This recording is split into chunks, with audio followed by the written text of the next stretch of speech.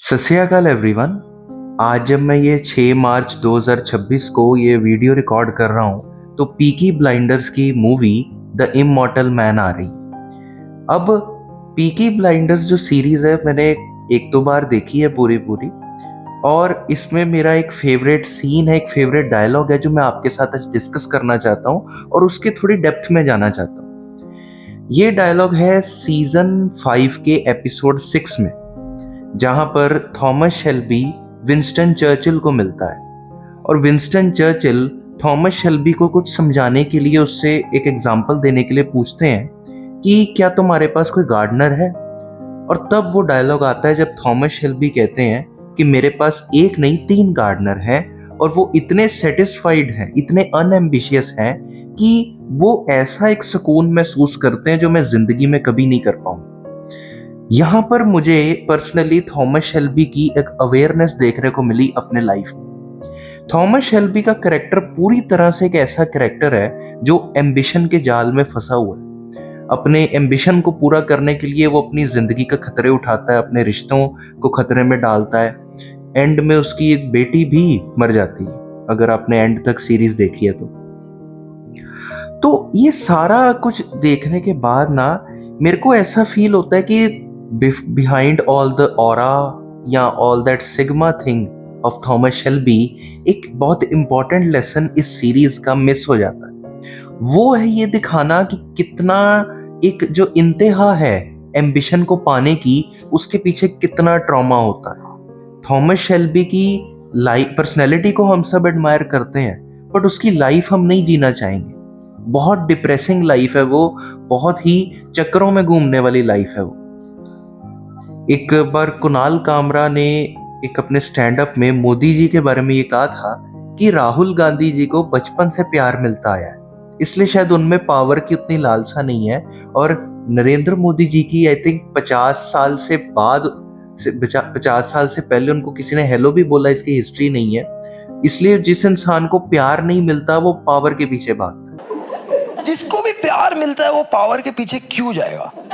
राहुल गांधी को बचपन से प्यार मिल रहा है, प्यार ही प्यार, उसको पावर नहीं चाहिए। सामने कौन है? मोदी जी। कोई उनको 51 तक हेलो बोला उसका रिकॉर्ड नहीं है। उन्होंने एक बहुत कमाल का साइकोलॉजिकल पॉइंट यहाँ दिया जो आई थिंक इधर अप्लाई होता है। हमारी जब हम रियल लाइफ में देखें तो अभी ईरान और यूएस इजराइल की वॉर चल रही है।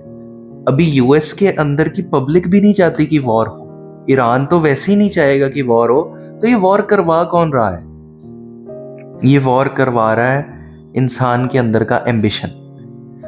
हमारा अगर लाइफ का साइकिल देखा जाए ना, तो इंसान की जिंदगी जब शुरू होती है, बच्चा होता है, वो हर पेरेंट अपने बच्चे के अंदर एक इनसिक्योरिटी भरता है दुनिया को लेके कि इस दुनिया में तुम्हें सरवाइव करना है तो तुम्हें उस जैसा बनना है। एक स्नैपशॉट है सक्सेस का, जो तुमसे ज्यादा अच्छा है, तुम्हें उसके जैसा बनना है। और ये इनसिक्योरिटी लेकर हर बच्चा जिंदगी के मैदान में उतरता है। अब उस मैदान के अंदर वो इस एम्बिशन को पूरा करने के लिए अब कितना धक्का पीछे से लगा है उस पर डिपेंड करता है, कितनी बड़ी उसकी इनसिक्योरिटी है इस पे डिपेंड करता है। वो बच्चा अब बड़ा होकर कितने बुरे काम करेगा, कितने अच्छे काम करेगा, वो उस पर डिपेंड करता है। एप्स्टीन फाइल्स का जो पूरा केस था वो भी यही था। ये सारे लोग जो थे इस सब में इन्वॉल्व, ये बहुत अमीर लोग थे।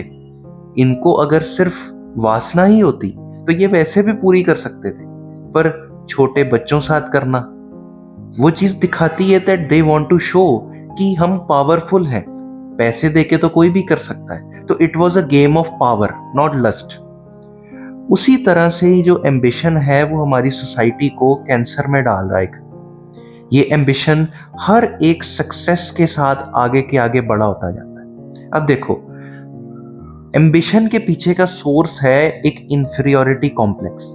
मैं किसी से इंफीरियर हूं, इसलिए मेरा एम्बिशन है कि मैं उससे ज्यादा सक्सेसफुल बनूं। ये इंफीरियोरिटी कॉम्प्लेक्स फिर सक्सेसेस के साथ बढ़ता ही जाता है, कम नहीं होता, क्योंकि हर सक्सेस के बाद इंसान पाता है कि नहीं, अभी एक और मुकाम है, और सीढ़ी की तरह ये मुकाम चलता रहता है। और जब मौत का समय पास में आता है, फिर इंसान का ध्यान धर्म की तरफ हो जाता है, फिर इंसान दान करने लगता है कि अब जो सक्सेस यहाँ कमा ली उससे मैं किसी दूसरी दुनिया में भी कुछ खरीद लूं। ये जो एम्बिशन का सारा जाल है, ये इस सीन के अंदर जो अवेयरनेस थी थॉमस शेल्बी की कि मैं इतना कुछ पालूं, मैं चाहे जितने बड़े मुकाम तक चला जाऊं, सुकून मेरी जिंदगी से हमेशा गया ही रहेगा। एक जगह और भी वो डायलॉग बोलता है कि इस जिंदगी में मेरे लिए आराम नहीं। ये चीज जो दिखाई गई सीरीज में, आई थिंक इसको एक मेजर मैसेज हमें मानना चाहिए कि एम्बिशन और पावर की खोज में अंधी हुई दुनिया में यही रिजल्ट है हर इंसान का, कि इंसान अंदर से खोखला होता जाएगा। इस चीज का असली इलाज यही है कि इंसान अपनी सेल्फ तक पहुंचे, जो कि हर धर्म, हर अध्यात्म आपको यही कहता है कि अपनी सेल्फ तक पहुंचो, सेल्फ की अंडरस्टैंडिंग करो, अपने आप को पहचानो। तब आप जो एम्बिशन की इनसिक्योरिटी है उससे आजाद हो पाओगे, क्योंकि फिर आप अपने आप को देखोगे और आप डिस्कवर करोगे कि आप कंप्लीट हो। आपको पूरा होने के लिए कुछ बाहर से नहीं चाहिए, आप अपने आप में पूरे हो। अपने आसपास की जिंदगी को ऑब्जर्व करो। लोगों की पूरी पूरी जिंदगी ऐसी चीजों को पाने में निकल गई है जिनको वो शायद जो साथ रह भी नहीं सकती थी। एक राजा अलेक्जेंडर या हिटलर टाइप एक जगह को जीत लेता है तो वो जगह वो कहीं साथ थोड़ी लेके जाएगा, बस एक नाम होगा कि इसने इसको कंट्रोल कर लिया। और इस एम्बिशन में, इस पावर की दौड़ में इंसान जो अपने सेल्फ को खोता जा रहा है, अपनी लिविंग को खोता जा रहा है, वो चीज सुकून नहीं देगी और वो चीज दुनिया को और खराब करती जा रही। आज अमेरिकन सिटीजन्स, वो जो अमेरिका के आर्मी मैन वहां मरने के लिए जा रहे हैं, ईरान के सिटीजन्स जिस तेहरान को अमेरिका आजाद करवाने वाला था वहां बॉम्बिंग हो रही है, इजराइल के सिटीजन्स और आसपास के जितने देशों पे हमले हो रहे हैं, वो सब सिटीजन्स किस चीज के विक्टिम है?